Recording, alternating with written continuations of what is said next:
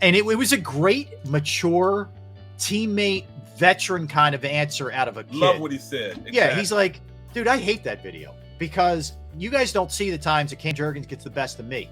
And we're teammates, and I don't win every battle. I won that one, but that's par for the course. Everybody's going to win one sometimes. I don't want him catching heat for that. The guy's a phenomenal player. Like, I'm listening to that. I'm saying to myself, this kid gets it, man. This kid really gets it. Mm-hmm. Yeah.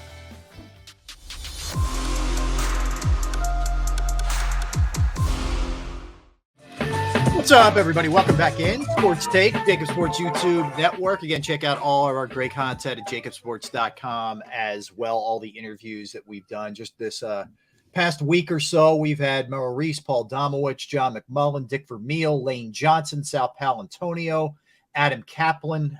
So that's just this past week. We just keep rolling. Come on, man. I'm telling you, man. We're not rolling like that, are we? On fire. We do it every single day. Rolling like that. That's how we roll. All right. So back to the Eagles here, guys. And as we get closer, off today, I should mention that no practice today as they get geared up for the game tomorrow night against the Jets. It'll be the only home preseason game that they have. They play 3 games now as opposed to what they used to play 4 with the 17-game schedule. Jets tomorrow. And then it's what, Miami, Cleveland, or is that flipped? I'm trying to remember off the top of my head. But anyway, that's what they have. Miami, then Cleveland. You're right. Yeah, Miami, then Cleveland. And both of the dual practices will lead into those games. So the game is tomorrow night, 7:30, Lincoln Financial Field. Then they're at Cleveland next Sunday for a 1 o'clock game. Then they're at Miami the 27th of August. It's a 7 o'clock Saturday night. So that's what they have, excuse me, in the preseason as far as games go. But I don't know if you guys saw this, Barrett. I know you were down there, and you were kind of scrambling a little bit as well. But Jordan Davis met with the media, and the writers were kind of on the lighter theme, asking him, "Hey, we all saw the viral video during the open practice when you were kind of jacking up Cam Jurgens there or whatever." And it was a great, mature, teammate, veteran kind of answer out of a kid. Love what he said. Exactly. Yeah, he's like, dude, I hate that video because you guys don't see the times that Cam Jurgens gets the best of me. And we're teammates, and I don't win every battle. I won that one, but that's par for the course. Everybody's going to win one sometimes. I don't want him catching heat for that. The guy's a phenomenal player. Like, I'm listening to that. I'm saying to myself, this kid gets it, man. This kid really gets it. Mm-hmm. Yeah. Absolutely.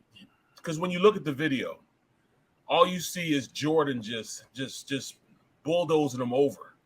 But what you're not seeing is Cam is doing exactly what he needs to do as an offensive lineman. He's blocking him. In fact, he probably gets a plus on that rep. He did everything possible to stop him. He replaced his hands. He hopped. He brought his center of gravity down. He put his back up. He extended. He's hopping back, trying to anchor. It's just the laws of nature just weren't in his favor because, it's like the immovable object. Once one mass gets going one way and it goes, it's going to keep going. And that's what happened. Bro, that's a great block by him. And, by the way, when you have a quarterback like Jalen Hurts, he's not worried about getting off and getting Jalen Hurts. He's all worried about Cam. And what is Jalen going to do? Run out the pocket or get away from him? Because he's all occupied by Cam. So it was actually a win.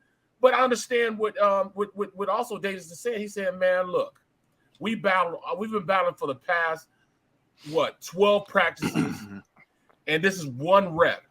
When you look at the whole, the practices as a whole, they've been going back and forth, both of them getting better, iron sharpening iron. Mm-hmm. So that's a great, great, great way to go out there and kind of diffuse a situation where, he feels as though, they're really downplaying how good Cam Jurgens is. And I love that he did it that way too. Yeah, love it. It was a classic team answer. Like, this dude has his guys back. That's for sure. And let's face it.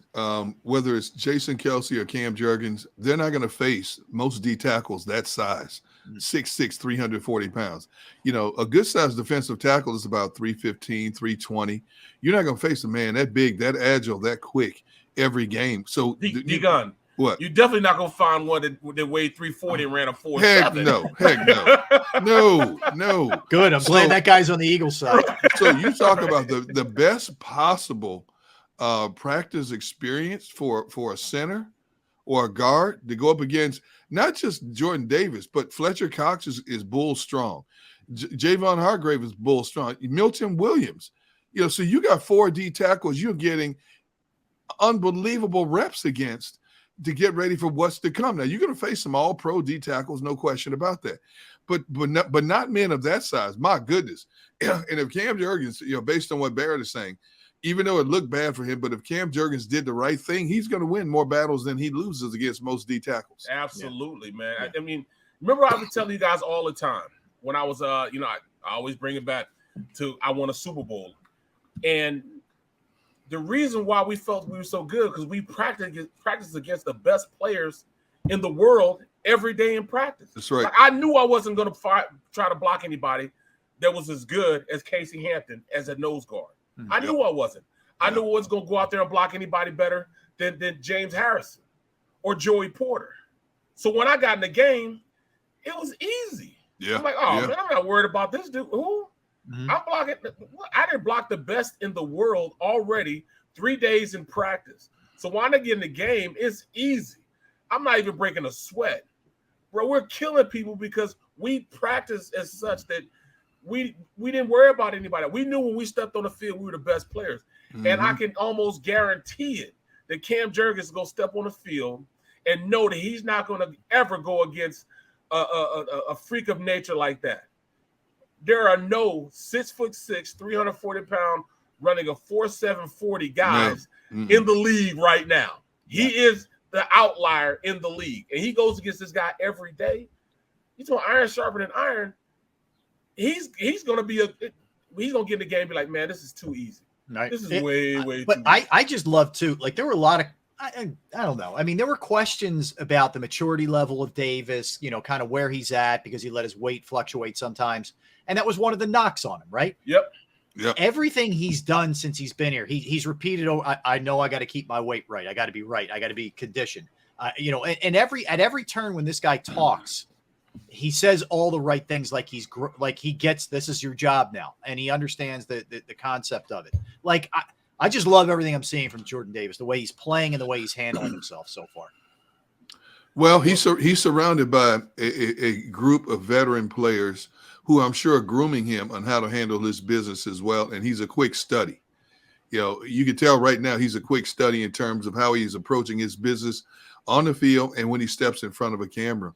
And, I tell you what, the organization should be patting themselves on the back from what they've seen of him, not just as a player, but as a professional, period, up to this point. Because obviously he's light years ahead in terms of maturity on what to say and what not to say. And to go out there and say, hey, look, man, I hate that video's out there. He gets the best of me just like I get the best of him, man. Don't be hyping this up. That was just one play. And that's exactly what you want to hear. That builds camaraderie right there. Usually it's the offense over here and the defense over here, but that intertwines the camaraderie on this team in more ways than one.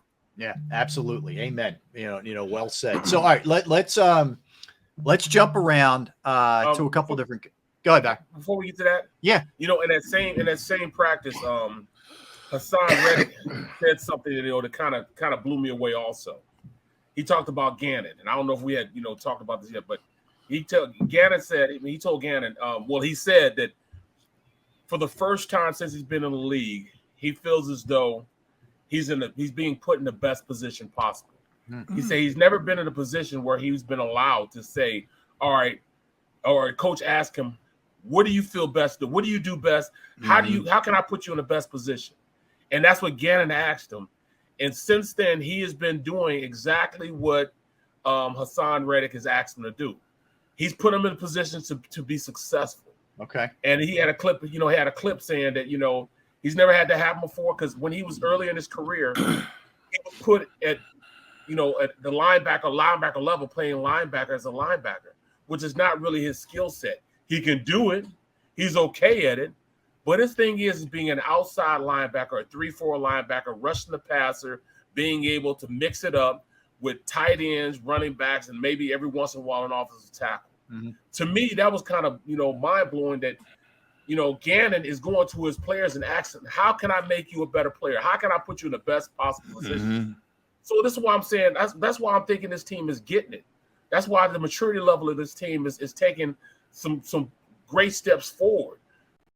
Because not only is this coaching staff listening to the players, but they really want to make these guys, fit in a round hole when they're round pegs. They're not going out and putting them in square pegs when they're a round hole.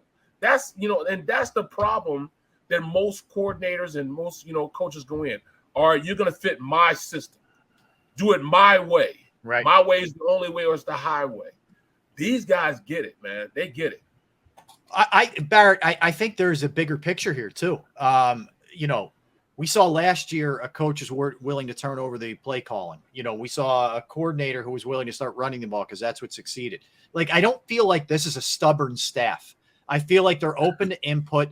They're willing to listen to their players. They're willing to change things up. We know, we've seen guys like Chip Kelly. It's kind of my way or the highway sort of stuff in years past. And I don't feel like this staff is that way. And that's really encouraging, man. I think it's one of the reasons why the players buy in so much, because they have some input. Exactly. Them defining the role to a Brandon Graham. Brandon's like, look, I know I'm older. I know I'm long in the tooth. Mm-hmm.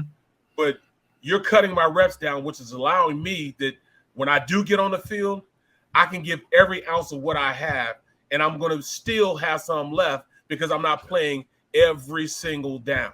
Yep. Fletcher Cox being the same way. I don't have to play every single down anymore. So I can maximize and exhaust everything, every single play, knowing that I'm going to get some rest. They're going to put the young guys out there, and we still going to be at a ball. I still can go out there and impact the game, even though I'm not out there as much, but I'll still be able to impact the game greatly because I'm not tired going into the fourth quarter. I'm not tired in crucial situations where I have to bow up. This defense has to bow up. I mean, to me, that's masterful in understanding the situation, the players you have, and allocating those resources, in ways in which, it makes them better players. You know what I'm saying? Because they love doing what they're doing. Amen. Well said, Barrett. Yeah, well said. And I think it's one of the reasons why people are so excited for this season. I mean, they other than the fact that they just love football, but they can't wait for this season to get started.